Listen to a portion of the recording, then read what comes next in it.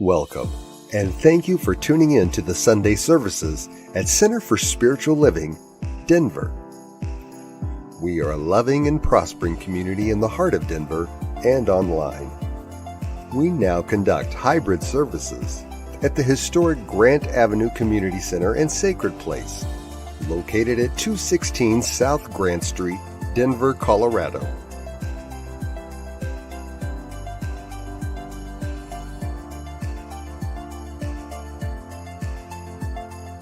All are welcomed here. A place, space, and face of love. We are a spiritual community practicing universal principles that enrich our lives. We are grateful that you have blessed us with your presence. While online, we'd love to know you're watching with us. Feel free to leave a comment and let everyone appreciate you. With everything going on, life can feel overwhelming. CSL Denver wants you to know we are here for you. Please know that our practitioners are available for personal prayer work. Our licensed spiritual practitioners' names and phone numbers are available on our website at csldenver.org.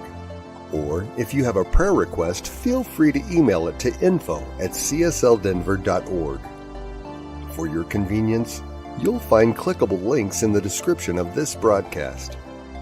Rev L. Zia, along with all our guest speakers, practitioners, service coordinators, and musical inspirations, want you to know how truly grateful we are that you are with us today. Thank you for your continued support and participation in our services, workshops, and events, as well as providing financial contributions to our center. If you're interested in upcoming events and information, we send out weekly newsletters. Sign up by visiting www.csldenver.org. We deliver services in a hybrid format where we meet in person at 216 South Grant Street. We will also continue to live stream all services on Facebook and YouTube every Sunday. Find us on our respective channels as well as on New Thought Media Network. Again, thank you for your precious attention. Now prepare for engaging enlightenment.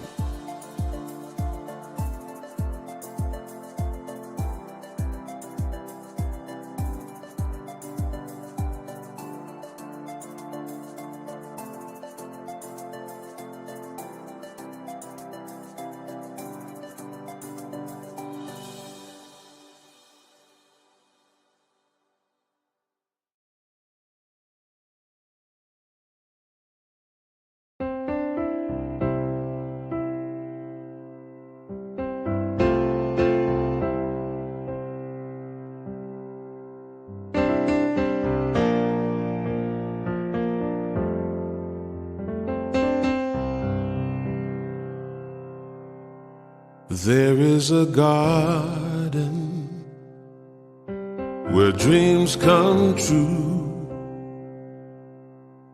a beautiful garden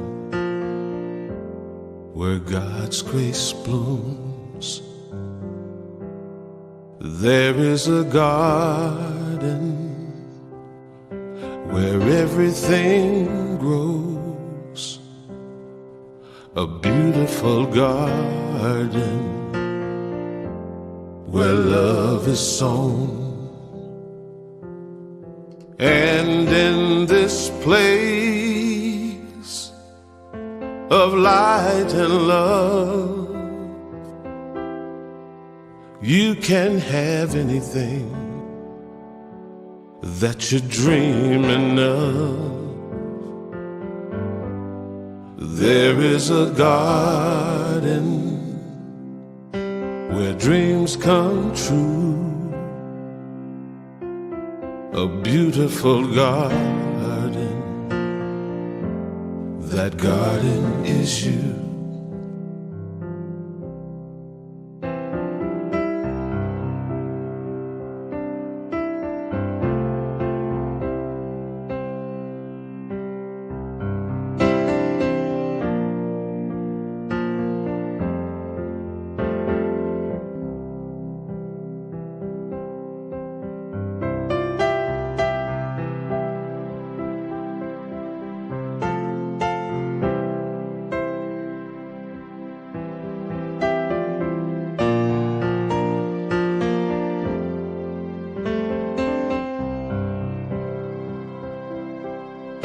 And in this place of light and love, you can have anything that you're dreaming of. There is a garden where dreams come true, a beautiful garden. That garden is you. Such a beautiful garden. That garden is you.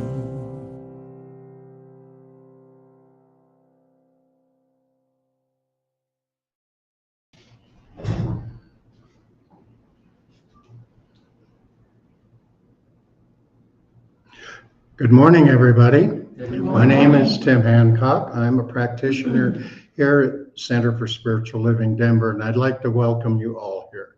We have a special guest speaker this morning, Reverend Mark Gilbert, who's been involved lately with the Science of Mind archives, compiling all of the data there, and he's even written.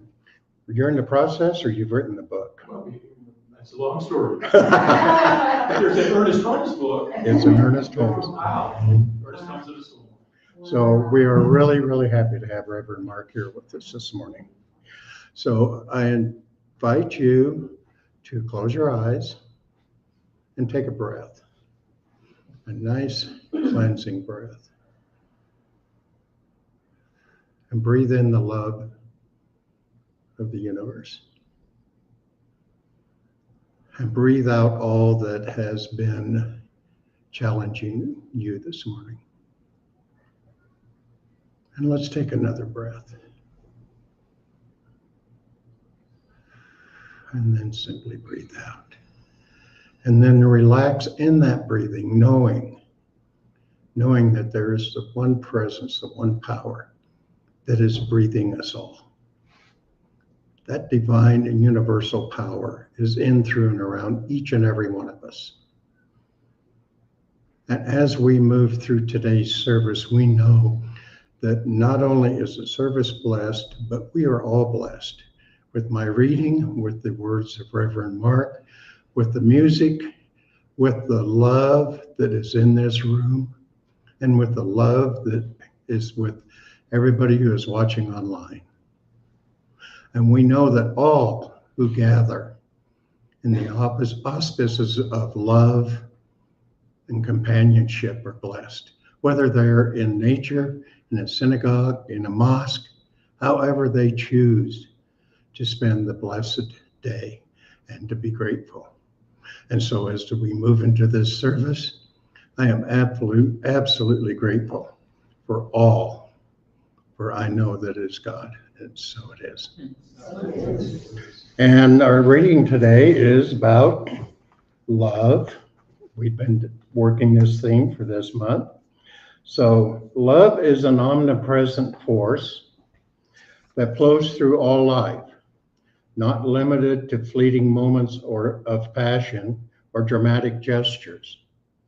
In Science of Mind, we understand that love expands when we engage in loving ourselves and others, tapping into the boundless stream of love that surrounds us.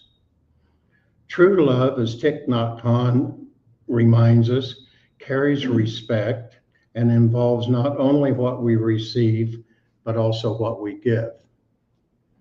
It is rooted in the compassion, kindness, and a willingness to share both joys and challenges.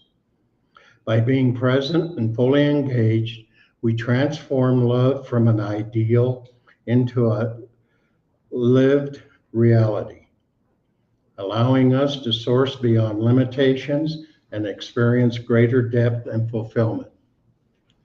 And from our founder, Dr. Ernest Holmes, and from the Science of Mind book, a thought of love is always healing. If the practitioner has a full realization that love fulfills all of the laws of life, that there are no restrictions, no burdens, no inhibitations in love, which is the very life within, healing will follow. And now we go to our song from Jesse Powers entitled Bucket.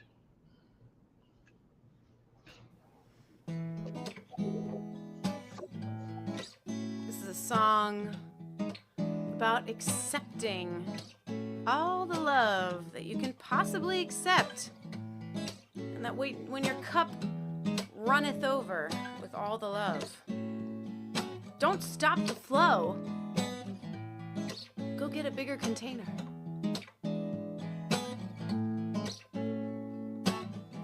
Sometimes I get a glimpse of what happens in your head, and I gotta say that it sounds so ridiculous. It makes me wonder if you understand how blessed I've been feeling being with you. 'Cause you got this way of carrying the light, just like a prism giving rainbows to people passing by, projecting technicolor dreams before my eyes. You just radiated, ain't it beautiful? You got me so good that you could go and break my heart in two, and I would probably smile in awe of all of the beautiful ways that you do you. So baby, you better get used to it. My love ain't going nowhere. It starts as a spark, now my heart won't quit. My love ain't going nowhere. Your cup's too small and it all won't fit. My love ain't going nowhere. Better go to Home Depot, get a whole bucket, 'cause my love ain't going nowhere. I love to witness you in all your humanness, 'cause I get to see the things in me that you reflect. I get to reel and get this feeling in my chest. I'm in love, baby, with every little piece of you. You got me so good that you could go and leave me in the dust, and I'd be delighted to find there was more of you that I get to love. So baby, you better get used to it. My love ain't going nowhere. It starts as a spark, now my heart won't quit. My love ain't going nowhere. Your cup's too small and it all won't fit. My love ain't going nowhere. Better go to Home Depot, get a whole bucket, 'cause my love ain't going nowhere. Ooh, yeah. No, it ain't going nowhere, baby. So baby, stop playing like you ain't amazing, blazing with beauty and truth. That's what Spirit says to you. Somebody heard me praying, craving, waiting years for a love like you. Baby, stop playing like you ain't amazing, blazing with beauty and truth. It's true. Somebody heard me praying, craving, waiting years for a love like you. Been waiting years for a love like you. Been waiting years for a love like you. Been waiting years for a love like you. I waited years for a love like you.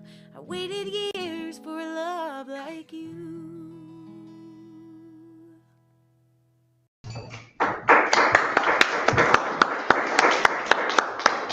Yeah, thank you very much. And thank you all for being here today in the room. And also thanks to those of you who are watching online, as well as those of you who watch the recording later. We hope that this time together is beneficial for you, and that these words speak to you and uplift you in some capacity. I wasn't intending to do a promo about books and things, but when Tim asked his question, I started thinking about that a moment ago. And I will mention that in my capacity as a board member and key researcher for the Science of Mind Archives, I did bring out in 2023, in connection with Science of Mind Publishing and the Science of Mind Archives, a book called Ernest Holmes at Asilomar. And it's all his talks and classes that he did in the 1950s at the Asilomar State Park Conference Center, where all the religious scientists who would come together, and he would go deeper into the philosophy of Science of Mind. So it's not an introductory book to Science of Mind, I will clearly tell you that, but it is Holmes going much deeper, talking about mysticism and some of the insights that he had gleaned in the deeper areas of the metaphysics of Science of Mind. So if that resonates with you, you could go find it on Amazon. It's available as both a Kindle book, ebook, and also in paperback.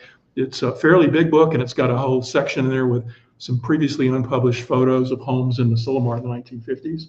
It's a very, very good book, and I've had a lot of good feedback on it. I am working on some other books with the archives. I've published some of my own books, but I'm not really here to promote them so much today.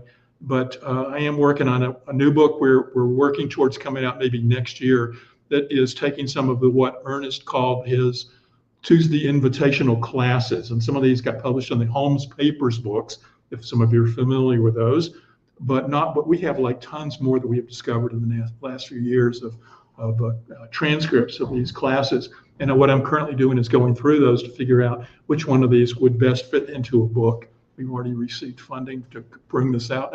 I know it's going to happen. So that's another exciting project that I'm working on. However, let's get to the message. This whole month, as Tim indicated, we're talking about love. And that's a very small, narrow topic to really focus on. And today, the topic we have is the healing power of love. And so when I sat down and how I put these talks together, I don't want to necessarily get into how the sausage is made here, but it's a process. It's a process where I sit down and really think about the topic for at least a week or so and reflect upon it and what is it that really, and it organically grows into whatever, I present when I come and visit with you and other spiritual centers.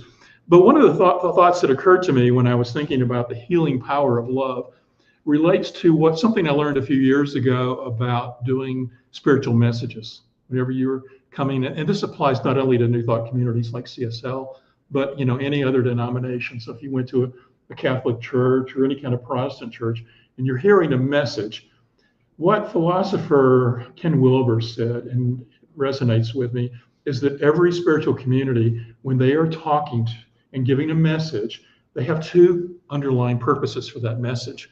One part of the message is to help you navigate around this material physical world that we're living in, so that you take the spiritual concepts that are taught in that particular spiritual community. Here it's New Thought, Ernest Holmes teachings, and other New Thought teachers, taking that philosophy and applying it or translating it so that you can better live your material life here on earth.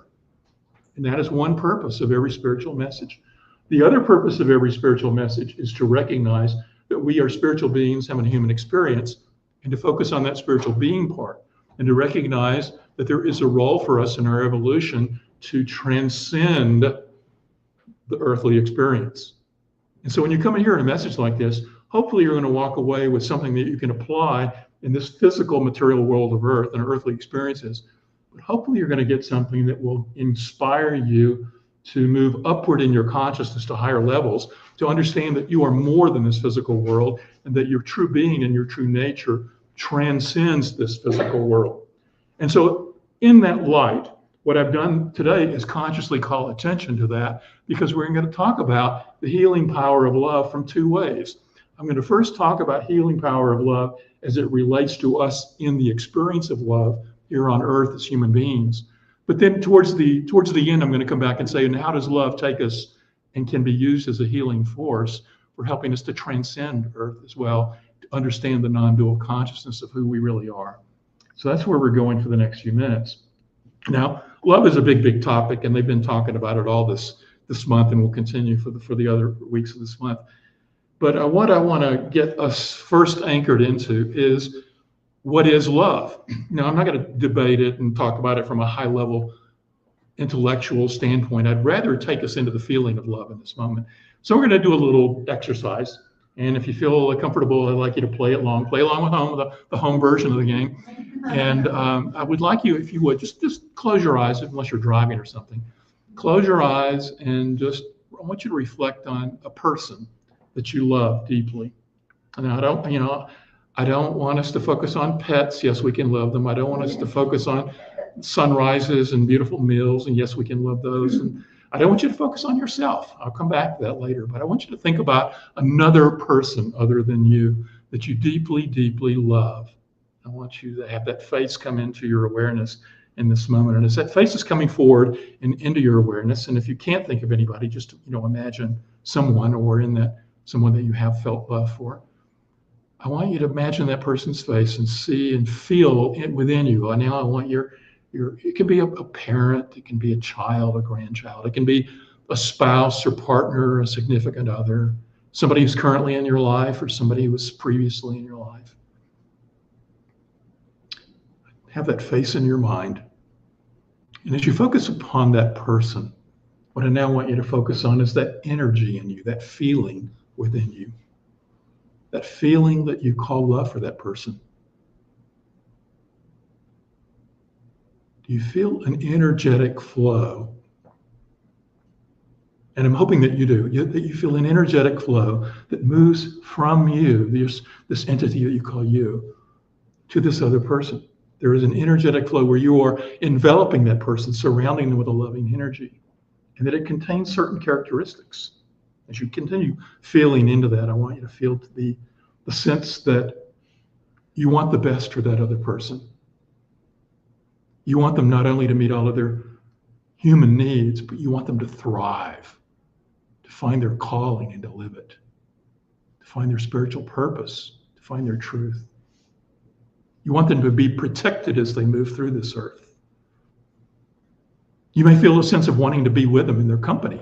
You may feel a sense of wanting to be affectionate with them, to touch them, to hold them.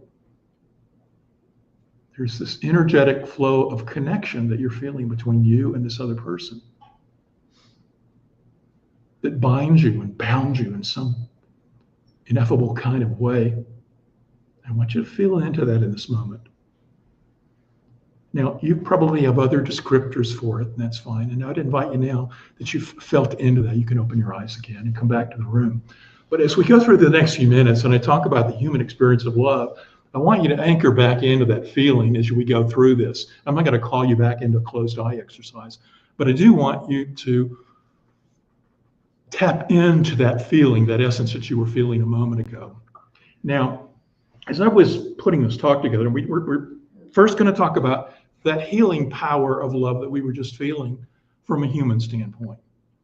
And as I started thinking about some of the messages I wanted to give you, what this organically grew into was Mark's lessons on love. I didn't go to any book. There's plenty of them out there. I didn't go to any kind of music to look for lessons, but I looked for my own experiences. Where have I moved in my own life from moving from one level of love and understanding of love to a new level? And as I thought about that, the words came up for me, and I will label myself this, and you may identify with some of the things I said, is there is a immature kind of love that we first develop as a human being. We first hear all these love songs and we're first teenagers and we first have that feeling of falling in love, that we have a sort of immature understanding of love. And I had that for many, many years of my life. I had a very true, immature understanding of love.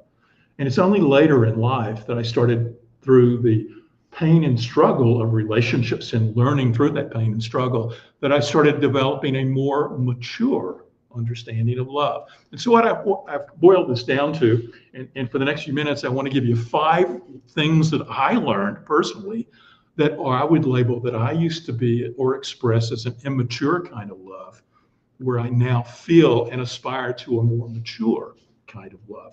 And in this process of moving from the sense of immaturity or a small sense of self-love to a greater sense of love, what I want you to see is it's also a spiritual path. It's a spiritual process of moving. It's a healing. It is a healing within our consciousness of what love really is, okay?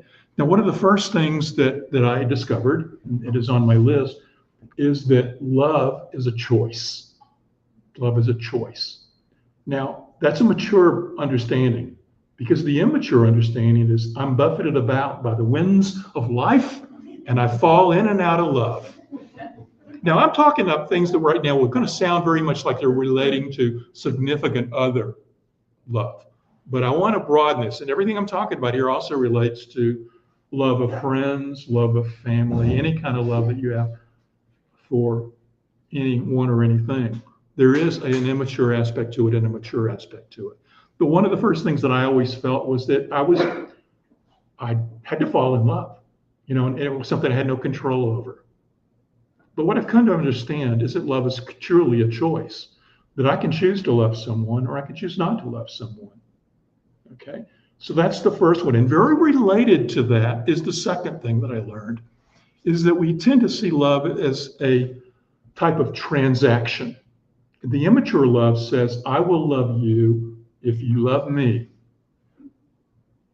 I will love you if you do the things I want you to do, so that we have this transaction. And I will do the things that you want me to do, so that you can feel the love from me, etc. So we tend to walk through early on in life seeing love and love with anyone is a transactional thing. I will love you if you will give me affection or sex. I will love you if you support me and give me money. I will love you if you give me children. I will love you if you love me back and support me in the endeavors that I wish to do. Okay, the problem sometimes runs into is that we disagree on the transactions. You know, that I might fail in my efforts to meet my end of the bargain, and then you might withdraw your love. And then love becomes very tied to us needing some sort of, sometimes explicitly stated, but more often than not, very implicit agreements that we create with other people, that this love is based on us agreeing that we're going to do these things for each other, and then in that. And if we break our agreements, what happens? We fall out of love. We end the love. Okay. Now there is a third thing that I've learned in through the years regarding love and how it can heal you, is that a good, healthy love starts with a good sense of self-love.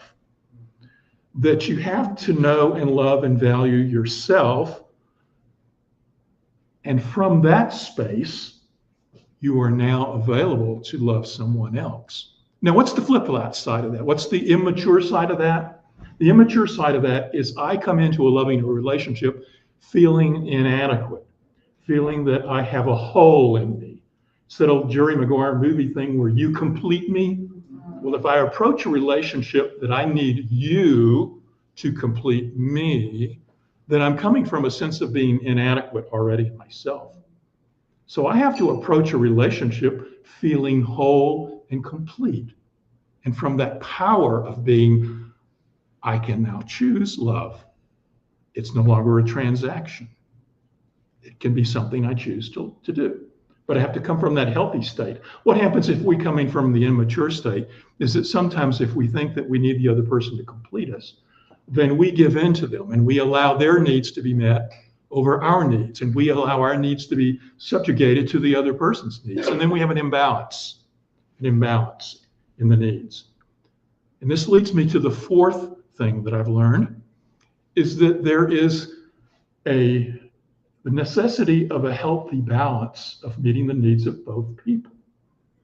In fact, my wife and I tend to talk about that third entity that emerges from the forming of our relationship, is that my love for her and her love for me has now created something called the relationship that emerges from that. And we have to do a care and feeding of the relationship to make sure that it is kept powerful.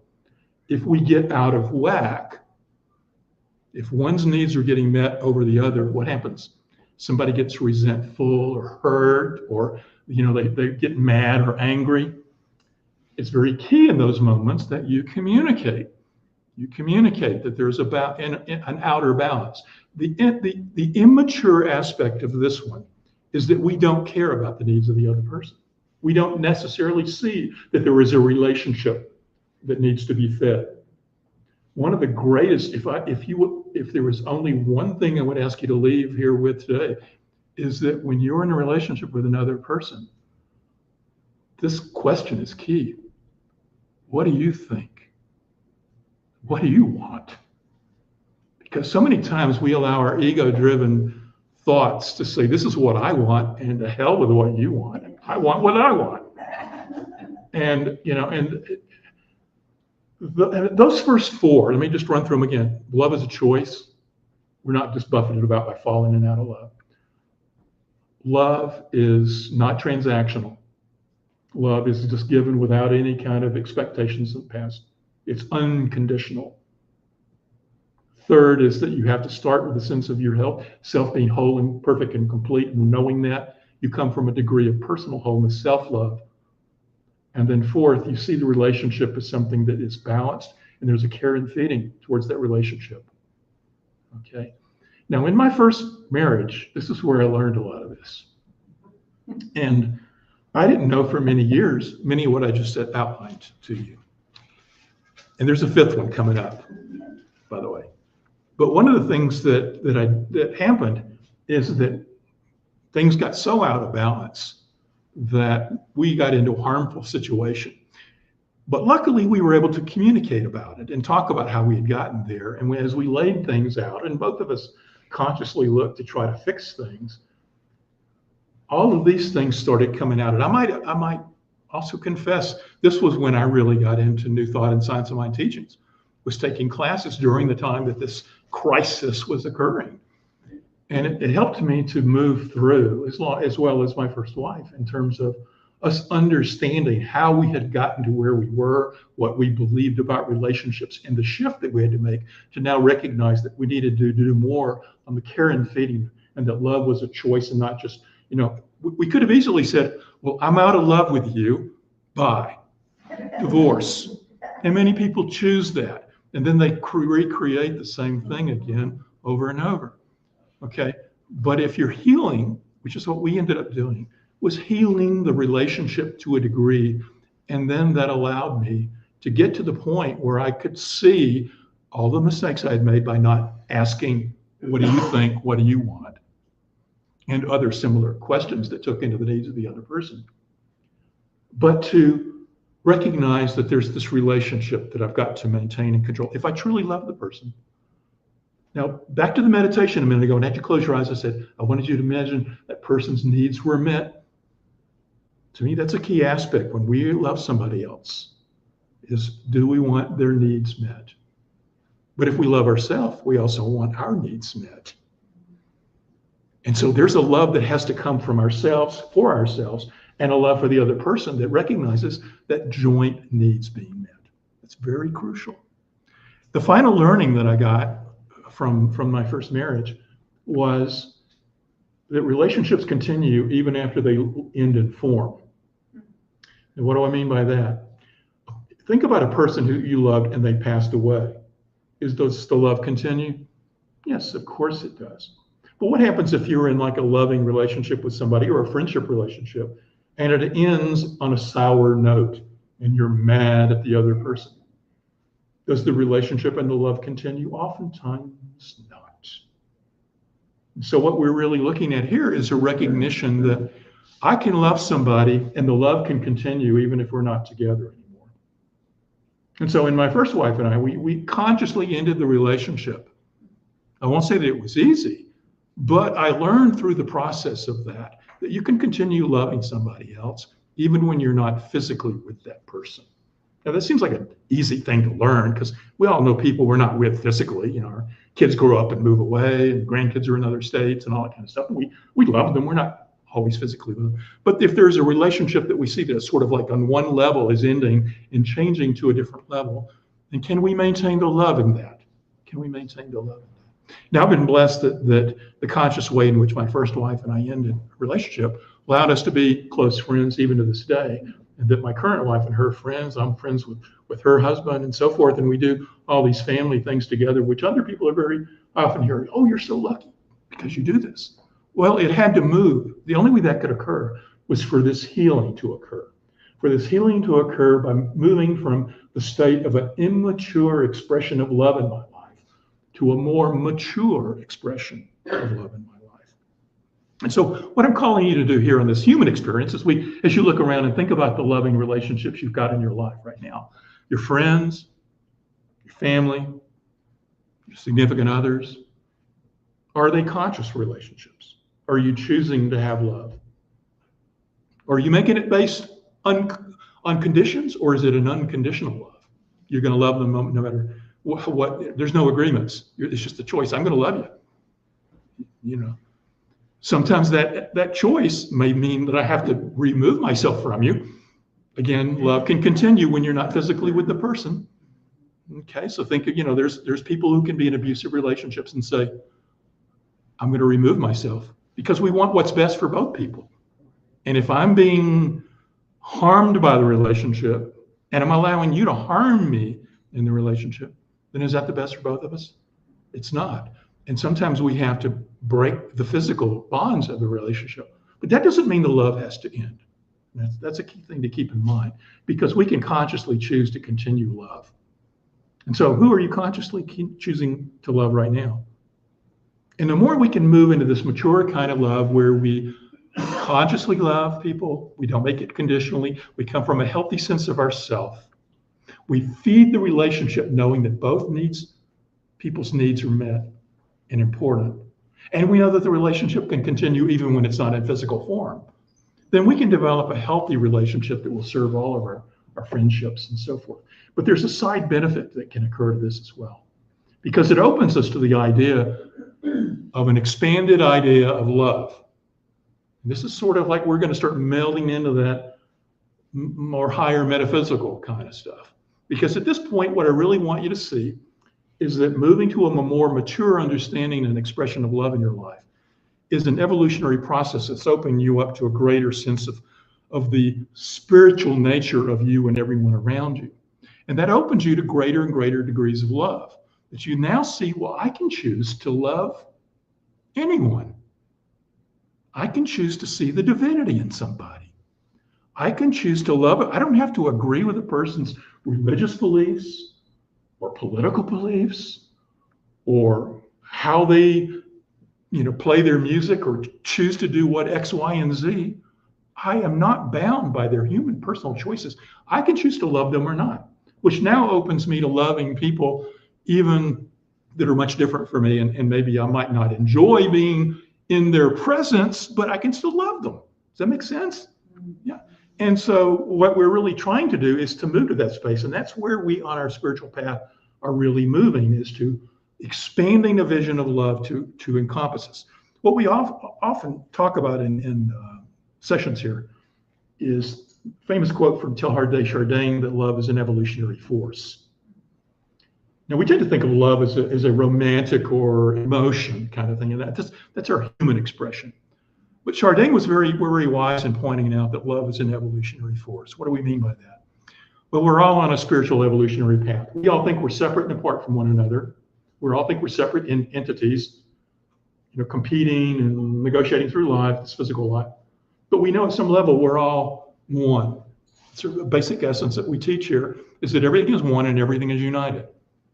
And the spiritual evolutionary path is for us to remember that. And so this expanded vision of love takes us from divisiveness to a further step on the process of unity. Okay. And as we do that, what's moving us along? It's that feeling of love that we all felt. Love is calling me to feel connected to you and to you and to you and to you. Everybody out there, I'm feeling love for you. And the more that I can feel love for you, the more connected I feel to you, the more that I am feeling the united aspect of this existence that we have.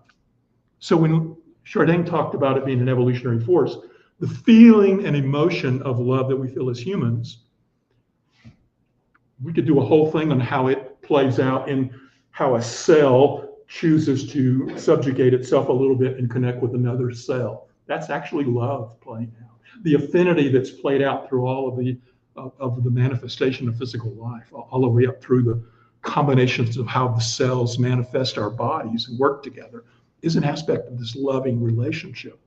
Because as we continue to move upward and onward, not only in physical form to more complex expressions of it, but to higher levels of consciousness and awareness of the unity of us all, love is the force that's both pushing us and pulling us. It's pulling us. Pulling us from where, you might ask? Well, it's pulling us from God. It's pulling us from spirit. It's pulling us from whatever that ineffable thing is that created this universe, and all of us in this expression has a power of love within it that is calling and pulling us towards it. Ernest Holmes, when he talked about healing, he made two famous statements about it. One is that he said that he equated healing to the recognition of wholeness. That healing equates to wholeness. WHOLENES, wholeness.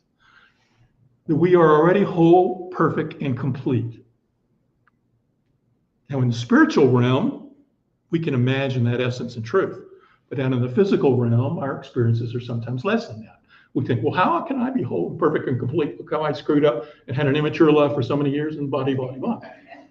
But it's a nature of the fact that we are moving ever towards that perfection. And that's what our evolutionary path is all about. And so when Holmes says that that healing equates to wholeness, what he's talking about is that the only healing that really needs to be done is for us to recognize our wholeness. He said, there is no healing. There is only a process of revealing. Those of you who are practitioners probably got drilled on that quote back in class. There is no healing. I'm paraphrasing. There is no healing. There's only a process of revealing the truth. What are we revealing the truth of? That we're all one, that we're all united in the oneness, that we are all divine, that we are all perfect. Perfect God, perfect man, perfect being. We are all perfect. And that's what we're revealing. So as we now look at the healing power of love as a transcendent force, what do I mean by that? To transcend the human form and expression, to recognize that we are spiritual beings that transcend all of this stuff. There is a love force coming from the divine that is like a tractor beam in Star Trek, trying to pull us in, pull us back home, to remember the truth of that. So this love expression and this moving from an immature love to a higher love is pushing us in that direction. And somewhere in the entity of the vast oneness, God is reaching out and pulling you. Let's feel that for a moment. Let's feel that. I'm going to do another closed eye exercise. And I invite you again to close your eyes. But I want you to imagine in this moment something different. I want you to imagine somebody in your life that you felt so loved you that they were always there for you and could protect you and provide for you. Somebody who had your best interest always in mind.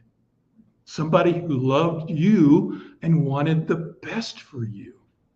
Can you visualize that person? I know for me it was my father. My father. With all his warts and flaws in the physical realm, I always felt that he was there for me and could support me. But who is it for you? Imagine in your own mind. If you don't have somebody who comes to mind, just imagine what that feeling might be like. What I want you then to feel is that when you think about that person who always wanted the best for you and was there to protect you and guide you and help you navigate through this crazy world we live in, I want you to concentrate and feel on that power of what it's like to be loved and supported unconditionally by that essence of that person.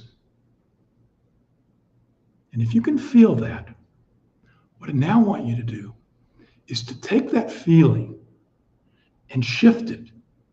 That's God. What if God, Spirit, the all, whatever name you want to use for power and presence that's behind this universe, what if that feeling is something you could feel every day, that you are guided and loved, that there is an energy flowing to you, around you, and through you. And its origins appear to be this source of the universe. You can open your eyes now.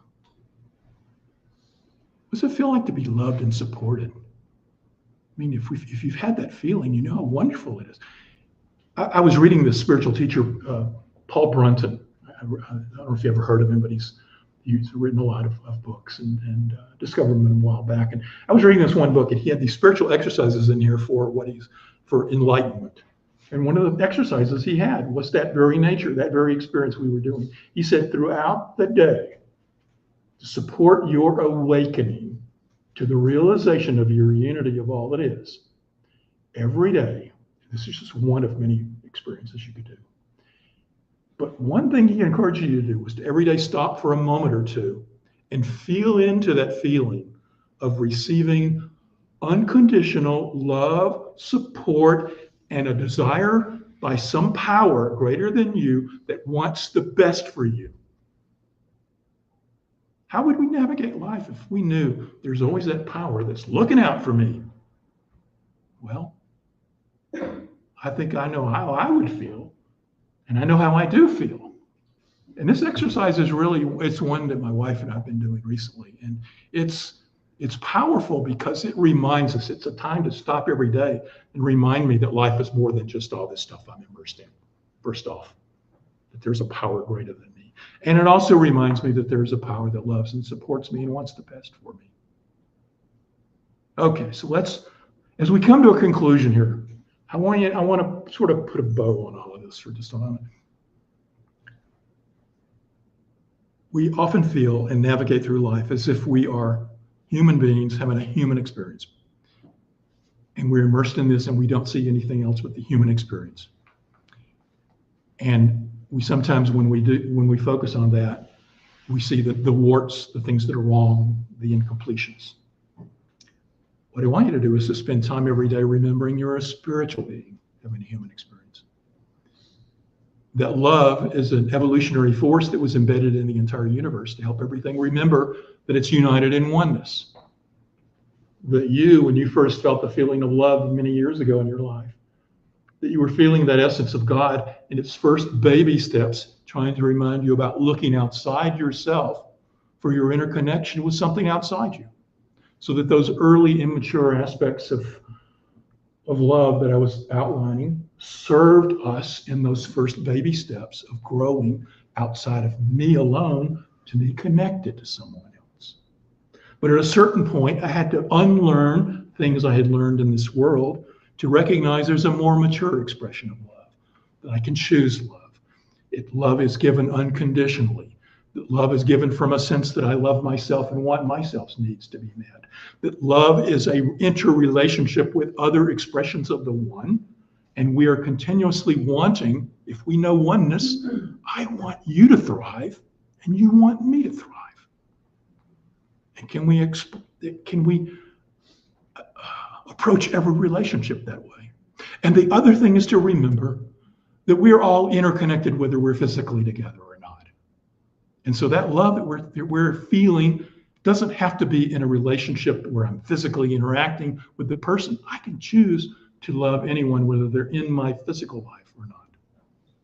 And finally, to recognize that I am loved by a power and presence that extends beyond me and is continuously reminding me and calling me home, calling me back to my source, the source of spirit and God. And when I truly, truly recognize that, then the healing power of love will be totally manifested in my life and in yours. So let's pray. So as we move inward in this moment, we simply tap into that feeling again, that feeling of love, that feeling of being supported by that divine essence, spirit, God, infinite intelligence, the source. The source has given us each this gift, the gift of life, the gift of this human expression, but within that, the gifts of so many seeds of the divine, an evolutionary force that draws us higher and higher upwards, consciousness itself, the desire to express our creative talents and abilities, and love. All of these are divine characteristics embedded in me, and I know this for each and every one of us, that we have these things embedded in us, calling forth our lives to its greater and highest expression. And then I know that as we leave this spiritual center today or move on from this video that we may be watching, that we do so with a greater and higher sense of how we can bring more and more mature love into our lives and to allow ourselves to tap into that essence of the divine and manifest heaven here on earth. And so with all this anchored into my conscious and yours, we release these words into the law, knowing, total completeness, that they're so. And so it is.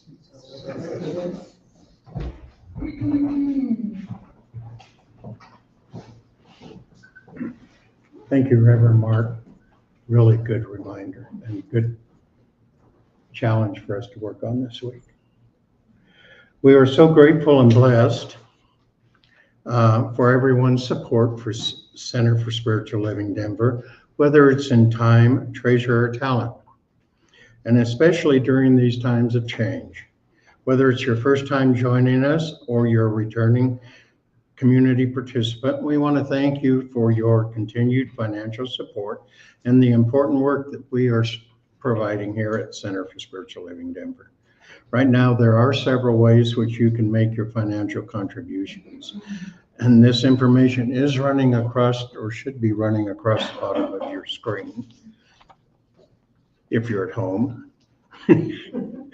Or you can go to our website and hit the donate button. Do the old-fashioned way and mail a check to our post office box, or use a text to give number. You can also place the gift in the basket that's going to be going around. And however you do it, we are so grateful for your gifts. And please know that this helps us keep our doors open. Now, I'd like you to join us with our usual affirmation. This perfect gift is spirit informed, circulating and blessing all that it touches. Freely I give and joyously I receive. And so it is. And now while Alice is passing the tray around, I have a few announcements. First of all, we have our new September, October Science of Mind magazines over on the table. And it's a 2-month issue, and they are $10 an issue. If you get them at the newsstand, they're going to be $12. So you're getting a bargain here. So get them while they're hot.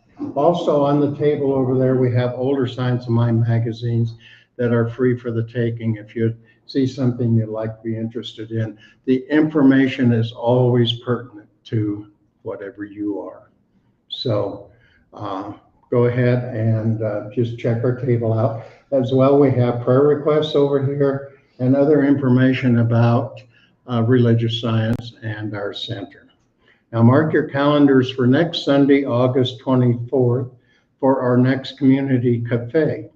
And Alice Nutter, our practitioner emeritus, is going to be directing the community cafe using the empowerment dynamic of TED to enhance your life.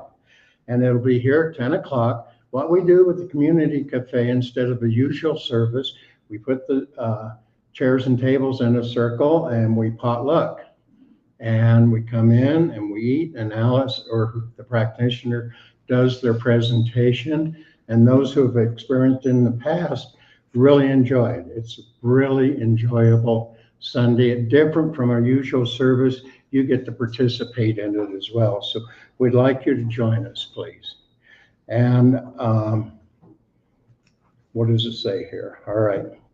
Alice is going to do all of this. It says that she's going to lead us in thoughtful and lively discussion on the empowerment dynamic, or TED. We're going to look at places and events in our lives where we might operate as a villain, a persecutor, or a rescuer, and how we can change that dynamic to creator, challenger, and coach. And we're going to learn the principles, the mindsets, and the practices of TED to feel elevated and empowered. And TED's our guide for navigating and growing through the challenges in life. And this again happens every fourth Sunday. And we potluck, like I said, and we really enjoy it. In the back of the room here, for those in the room, we have our curiosity corner.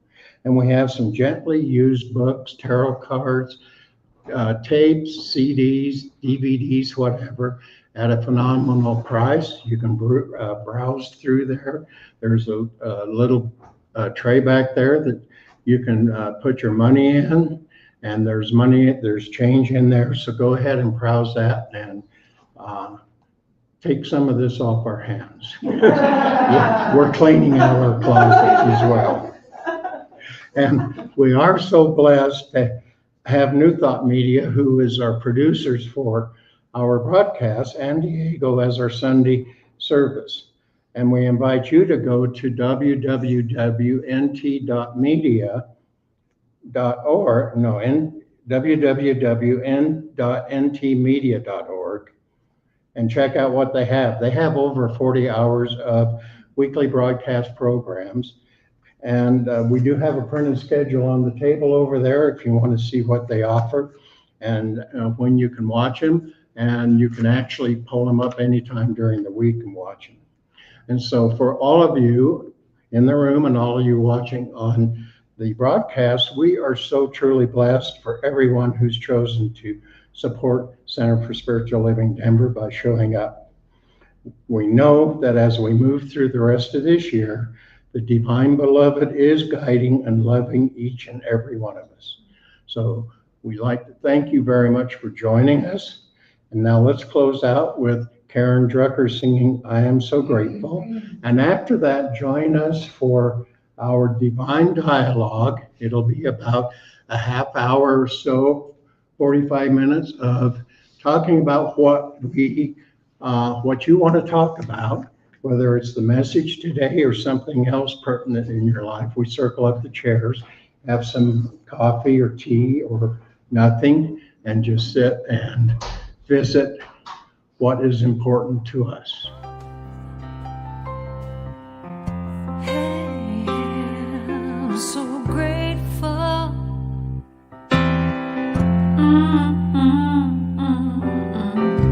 I'm so grateful. I'm so grateful. I'm so grateful for all that I have.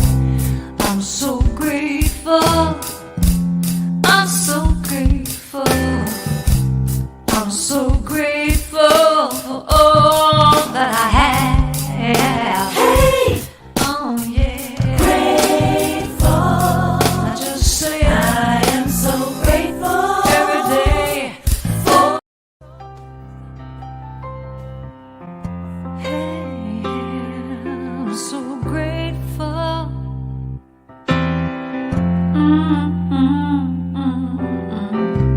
I'm so grateful. I'm so grateful.